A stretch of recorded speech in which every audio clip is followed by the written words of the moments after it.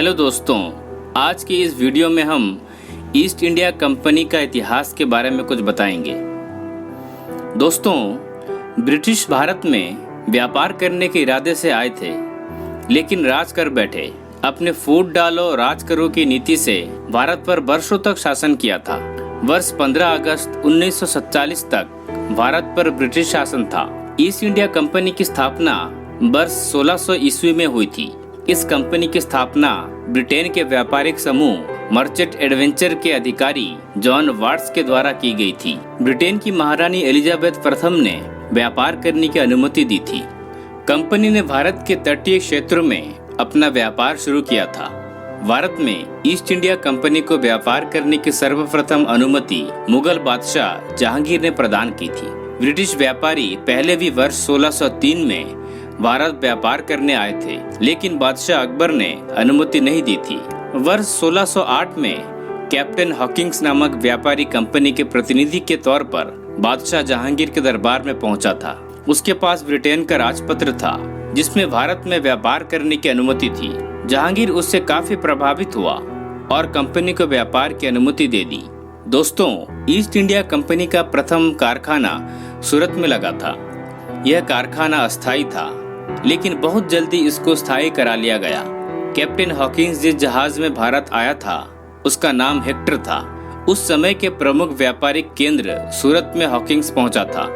भारत में east India company को फैलाने का काम सर थॉमस रो ने किया था। वर्ष 1615 में सर थॉमस भी जहांगीर के दरबार में आया था। उन्होंने अहमदाबाद वरुच इलाके में कारखाना लगाने की अनुमति ली थी। दक्षिण भारत में ईस्ट इंडिया कंपनी का प्रथम कारखाना वर्ष 1611 में मसूलीपट्टनम में स्थापित हुआ था। इसका मुख्य कारण दक्षिण भारत में मुगल साम्राज्य का प्रभाव नहीं होना था। मद्रास के राजा से अनुमति लेकर वहां पर कारखाने के साथ एक किला भी स्थापित किया था। इस किले का नाम फोर्ट सेंट जॉर्ज था। दोस्तों, ईस्ट इंडिया कंपनी मुख्यतः मसालों का व्यापार करती थी। आगे चलकर चाय, अफीम, कपास, रेशम इत्यादि का व्यापार भी शुरू किया। धीरे धीरे कंपनी ने भारत में व्यापार की अधिग्रहण शुरू कर दिया था। सूरत से शुरू हुआ यह सिलसिला वर्ष 1633 में उड़ीसा पहुंचा। वर्ष 1651 में ईस्ट इंडिया कंपनी का बंगाल प्रांत में प्रथम कारखाना स्थापित हुआ था। ग्रेवेल बोक्टन ने बंगाल में व्यापार करने का लाइसेंस प्राप्त किया था। 17वीं शताब्दी आते आते ब्रिटिश कंपनी ने भारत में व्यापार पर एकाधिकार कर लिया था। भारत के विभिन्न हिस्सों में बंगाल, उड़ीसा, दक्षिण भारत में कंपनी के कई कारखाने शुरू हो गए थे। ब्रिटिशों ने भारत में सूत काटने का कारखाना भी शुरू किया था। भारत में बना सूती कपड़ा विदेशों में काफी लोकप्रिय हो गया था।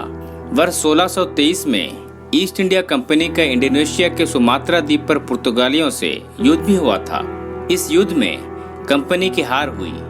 इसके बाद कंपनी ने केवल भारत पर अपना ध्यान लगाया। भारत में व्यापार करने से कंपनी को काफी फायदा हुआ। भारत में कंपनी की शक्ति बढ़ती चली गई। वर्ष 1607 में मुगल बादशाह औरंगजेब की मृत्यु के बाद मुगल शासन कमजोर हो गया था। इसका फायदा मराठा और अंग्रेजों ने उठाया। अंग्रेजों ने भारत के राज्यों को जीतने के लिए फूट डालो राज करो की नीति अपनाई थी। इस नीति के कारण कंपनी का राज बढ़ता ही चला गया। ईस्ट इंडिया कंपनी का पतन। ईस्ट इंडिया कंपनी का भारत में व्यापार का एकाधिकार था। वर्ष 1773 में ब्रिटिश सरकार ने एक एक्ट पारित किया, जिससे कंपनी पर ब्रिटिश सरकार का सीधा नियंत्रण हो गया। इससे पहले कंपनी में ब्रिटिश सरकार का कोई नियंत्रण नहीं था। ईस्ट इंडिया कंपनी के भ्रष्टाचार और जुल्म की खबरें महारानी एलिजाबेथ को लगी थी। कंपनी की बढ़ती ताकत को रोकना भी जरूरी था। यह कुछ मुख्य कारण थे जिसके कारण ईस्ट इंडिया कंपनी पर पाबंदियां लगाई गई थी। 1 जनवरी 1874 में ब्रिटिश महारानी ने ईस्ट इंडिया कंपनी को भंग कर दिया, जिसका कारण 1857 की क्रांति थी। दोस्तों, ईस्ट इंडिया कंपनी का कारोबार केवल भारत में न होकर पूरे एशिया महाद्वीप में था। चीन जैसे कुछ देशों को छोड़कर लगभग हर देश में कंपनी का राज था। कंपनी में एक गवर्नर होता था, जो कंपनी का प्रमुख और भारत में शासन करता था। ब्रिटेन की महारानी एलिजाबेथ प्रथम के द्वारा उनकी नियुक्ति होती थी। इसके अलावा कंपनी में 24 डायरेक्टर थे। कंपनी के कामकाज इन्हीं के हवाले था। भारत के 3 बड़े महानगर चेन्नई, मुंबई और कलकत्ता की नींव रखने में ईस्ट इंडिया कंपनी का बड़ा योगदान था। ईस्ट इंडिया कंपनी वाले भारत के किसानों और व्यापारियों से लगान वसूल करते थे। वो लगान की वसूली बड़ी बेरहमी से किया करते थे। सत्ता की आदी हो चुकी ईस्ट इंडिया कंपनी ने भारतीयों पर जुल्म भी किए थे। दोस्तों, ऐसा नहीं है कि ब्रिटिश ईस्ट इंडिया कंपनी का प्रभाव केवल नकारात्मक ही था। कंपनी के कारण भारत देश में विकास का काम भी हुआ था। भारत में रेल का आना, डाक विभाग, न्यायालय की स्थापना जैसे विभिन्न काम कंपनी ने किए थे। इसके अलावा समाज सुधार के लिए भी कई कार्य किए थे। शिक्षा के लिए स्कूल, कॉलेज की स्थापना में ईस्ट इंडिया कंपनी का प्रमुख योगदान था। ईस्ट इंडिया कंपनी की सेना में ज्यादातर सैनिक भारतीय ही थे। कंपनी के कारखानों में कार्य करने वाले भी इंडियंस ही थे। एक तरह से कहे तो अंग्रेजों ने भारतीयों के द्वारा ही भारत पर शासन किया था।